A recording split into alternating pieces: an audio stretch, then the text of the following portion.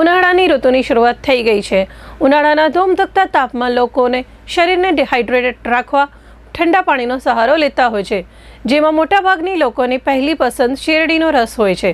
ઉનાળાની શરૂઆત થતાં જ ઠેર ઠેર તેમને શેરડીના રસની રેકડી જોવા મળતી હોય છે।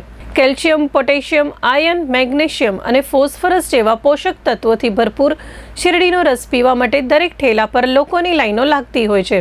કચ્છ જિલ્લામાં પણ ઠેર ઠેર હાથથી શેરડીનો રસ કાઢતા ધંધાદારથીઓ તેમજ મશીનથી શેરડીનો રસ કાઢતા દુકાનદારો જોવા મળે છે। ઉનાળામાં ઠંડક મેળવવા માટે શેરડીના રસની સારી એવી ડિમાન્ડ રહે છે, ત્યારે શેરડીના ધંધાર્થીઓએ ચંચળ ન્યૂઝ સાથે વાત કરી હતી। सुनील भास्कर आटोले, मैं महाराष्ट्र से आया है। 6-7 साल से धंधा कर रहा है यहाँ पे।